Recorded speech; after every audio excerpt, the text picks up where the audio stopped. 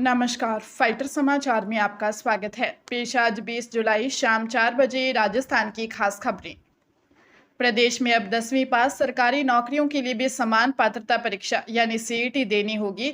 चयन board CET 10वीं स्तर के आयोजन को लेकर लगातार मंथन कर रहा है और इस संबंध में सरकार स्तर पर वार्ता भी हो चुकी है। वर्तमान में सिर्फ सीईटी स्नातक और सीईटी सीनियर सेकेंडरी का ही आयोजन किया जाता है। 10वीं स्तर की परीक्षा लागू होने के बाद वन रक्षक, लैब अटेंडेंट, सिपाही, आबकारी और चतुर्थ श्रेणी कर्मचारी सहित करीब 8 से 10 भर्तियों में इसमें शामिल की जा सकती हैं। पूरब में लैब अटेंडेंट के 52 पदों पर 2 लाख और चतुर्थ श्रेणी भर्ती में 24 लाख आवेदन आए थे, जिसमें निपटाने के लिए 2 स्तरों पर परीक्षा की तैयारी है। चयन बोर्ड के अध्यक्ष आलोक राज के अनुसार सरकार को प्रस्ताव भेजा गया है, जिससे अभ्यर्थियों को भेड़ छंटने के बाद मॉनिटरिंग आसान होगी। कोटा में एक अजीबोगरीब वाकया सामने आया है, जहां ऊर्जा मंत्री हीरालाल नागर की समीक्षा बैठक के दौरान ही बिजली गुल हो गई। जब मंत्री जिला परिषद सभागार में विकास कार्यों की समीक्षा कर रहे थे, तभी अचानक बत्ती गुल हो गई। बिजली जाते ही वहां मौजूद अधिकारियों में अफरा तफरी मच गई और लोग बिजली निगम के अधिकारियों से संपर्क साधने की कोशिश करने लगे। कुछ कर्मचारियों ने कमरे के पर्दे हटाकर रोशनी का इंतजाम करना चाहा। वे 3-4 कर्मचारी तुरंत जनरेटर की तरफ दौड़े और उसे चालू कर करीब 6 मिनट बाद बिजली आपूर्ति बहाल की। इस दौरान ऊर्जा मंत्री नागर ने अंधेरे में ही बैठक को लगातार जारी रखा। हालांकि खुद ऊर्जा मंत्री के कार्यक्रम में ही इस तरह बिजली गुल होने पर उन्होंने अपनी कड़ी नाराजगी व्यक्त की है। श्रीगंगानगर के जिला अस्पताल के कैदी वार्ड से एनडीपीएस एक्ट का एक 20 वर्षीय विचाराधीन कैदी गौरव निवासी पुरानी आबादी फरार हो गया। आरोपी ने वार्ड में अकेले मौजूद पुलिस कांस्टेबल दुल्ली चंद पर अचानक हमला किया और खुद को छुड़ाकर भाग निकला। घटना के समय सुरक्षा में तैनात 3 पुलिस कर्मियों में से 2 किसी काम से बाहर गए हुए थे। सूचना मिलने पर सदर थाना पुलिस ने एएसआई सतवीर सिंह के नेतृत्व में जांच शुरू की और पूरे जिले में नाकाबंदी कराई। पुलिस अस्पताल के सीसीटीवी कैमरों की फुटेज खंगाल रही है। जांच में कैदी वार्ड के शौचालय का एग्जॉस्ट फैन टूटा हुआ मिला और एक एसी भी अपनी जगह से हटा हुआ पाया गया। आशंका है कि आरोपी एसी वाले रास्ते या मुख्य गेट से भागा हो सकता है। फिलहाल पुलिस सभी पहलुओं से मामले की जांच कर रही है, लेकिन आरोपी का कोई सुराग नहीं लगा। जोधपुर दौरे के दौरान शिक्षा एवं पंचायती राज मंत्री मदन दिलावर ने स्पष्ट किया है कि 10 जुलाई तक ही तबादलों की प्रक्रिया खुली थी और अब उस पर पूरी तरह से प्रतिबंध लग चुका है। उन्होंने कहा कि जिनका तबादला हो चुका है उन्हें वहीं कार्यभार संभालना होगा और अब इस विषय पर कोई विचार या चर्चा नहीं होगी। सर्किट हाउस में निजी व सरकारी शिक्षकों, स्कूल संचालकों और भाजपा पदाधिकारियों से मुलाकात के बाद मीडिया से बातचीत में मंत्री ने कांग्रेस पर जनता को गुमराह करने का आरोप लगाया। पंचायत चुनाव टालने के विपक्ष के आरोपों पर प्रतिक्रिया देते हुए उन्होंने कहा कि सरकार संवैधानिक प्रक्रिया के तहत निर्णय ले रही है। गोविंद सिंह डोटासरा द्वारा लगाए गए परिवार के सदस्यों के तबादले के आरोपों पर उन्होंने जवाब दिया कि पूरा शिक्षा विभाग ही उनका परिवार है और पोस्टिंग किसी व्यक्ति विशेष के आधार पर नहीं बल्कि नियमों और आवश्यकता के अनुसार की जाती है। बीकानेर जिले के श्री डूंगरगढ़ में राष्ट्रीय राजमार्ग 11 पर एक भीषण सड़क हादसा हुआ है। एक ट्रक को ओवरटेक करने की कोशिश में बोलेरो सामने से आ रही स्लीपर बस से टकरा गई, जिससे बोलेरो पूरी तरह चकनाचूर हो गई। हादसे में बोलेरो चालक दानीराम जाट, 5 वर्षीय शिवांगी सारस्वत और 18 वर्षीय मेघा सारस्वत की मौके पर ही मौत हो गई। गाड़ी में सवार एक ही परिवार के 5 अन्य लोग गंभीर घायल हुए हैं, जिन्हें इलाज के लिए बीकानेर के पीवीएम अस्पताल के ट्रॉमा सेंटर में रेफर कर दिया गया है। जानकारी के अनुसार गुसाईसर छोटा गांव का यह परिवार तोलियासर धाम के दर्शन और बिग्गा गांव में शादी समारोह में शामिल होकर लौट रहा था, तभी कालू तिराहे के पास यह हादसा घटित हो गया।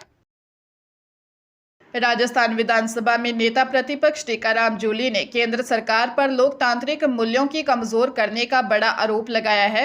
उन्होंने कहा कि देश को वर्तमान समय में राहुल गांधी जैसे निडर और दूरदर्शी नेता की सख्त जरूरत है, जो युवाओं, छात्रों, पिछड़ों और कमजोर वर्गों की आवाज बनकर उनके अधिकारों की लड़ाई लड़ रहे हैं। जूली ने भारतीय जनता पार्टी पर तीखा हमला बोलते हुए आरोप लगाया कि भाजपा जनता के जनादेश का जरा भी सम्मान नहीं कर रही है। नेता प्रतिपक्ष ने कटाक्ष किया कि भाजपा के पास एक भ्रष्टाचार मिटाने वाली वॉशिंग मशीन मौजूद है, जिसमें विपक्ष के जिन नेताओं पर पहले भ्रष्टाचार के गंभीर आरोप लगाए जाते थे, वे भाजपा में शामिल होते ही पूरी तरह क्लीन चिट पा जाते हैं। उन्होंने केंद्रीय एजेंसियों का दुरुपयोग का भी आरोप लगाया। सरकारी विद्यालयों को अपने पूर्व विद्यार्थियों से दोबारा जोड़ने के लिए शिक्षा विभाग ने एक महत्वपूर्ण पहल शुरू की है। इसके तहत प्रदेश के सभी राजकीय माध्यमिक एवं उच्च माध्यमिक विद्यालयों में आगामी 16 से 23 नवंबर के बीच एलुमनाई मीट यानी संखा संगम का आयोजन किया जाएगा। यह पहल का मुख्य उद्देश्य पूर्व छात्रों, शिक्षकों और वर्तमान विद्यार्थियों के बीच मजबूत संबंध स्थापित करना तथा विद्यालयों के समग्र विकास में पूर्व छात्रों की सक्रिय भागीदारी सुनिश्चित करना है। आयोजन से पहले प्रत्येक विद्यालय में पूर्व विद्यार्थी मंच का गठन होगा, जिसमें स्थानीय नागरिकों, शिक्षकों और पूर्व छात्रों के सहयोग से कार्यकारिणी चुनी जाएगी। शाला दर्पण पोर्टल के माध्यम से इस पूरी प्रक्रिया की निगरानी के लिए एक विशेष मॉड्यूल विकसित किया जाएगा, जिस पर सभी विद्यालयों को आयोजन से जुड़ी ऑनलाइन जानकारी दर्ज करनी होगी तथा इसके लिए एक नोडल प्रभारी भी नियुक्त किया जाएगा। पंजाब के फरीदकोट जिले में Baba Farid university of health sciences द्वारा आयोजित फार्मेसी अफसरों की भर्ती परीक्षा के दौरान ब्लूटूथ डिवाइस से नकल का मामला सामने आया है।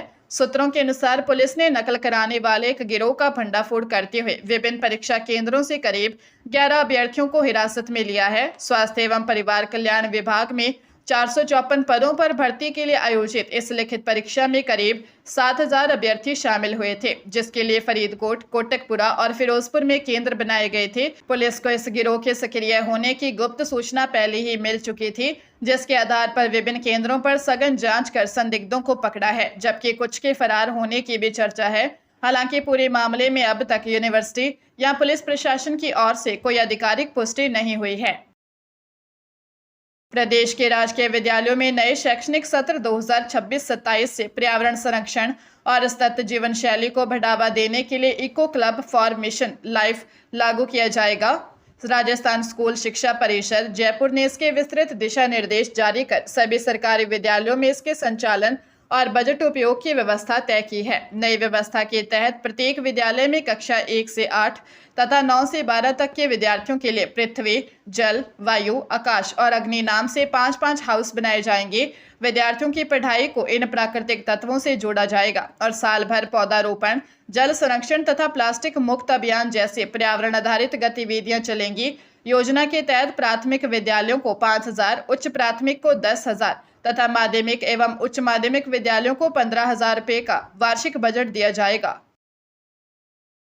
हरियाणा के पानीपत जिले के समालखा के निकट मनाना फ्लाईओवर पर हुए एक सड़क हादसे में 2 लोगों की मौके पर ही मौत हो गई।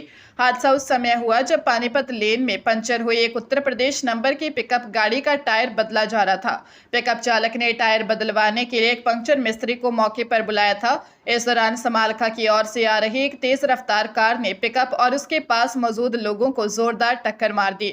भिड़ंत में पिकअप चालक जावेद और पंचर मिस्त्री सुनील ने मौके पर ही दम तोड़ दिया। हादसे के बाद कार चालक अपनी गाड़ी छोड़कर फरार हो गया। ट्रैफिक पुलिस प्रभारी राकेश कुंडू की टीम के साथ पहुंचकर वाहनों को हटाया। पुलिस ने शवों को अस्पताल भिजवाकर कार जब्त कर ली है।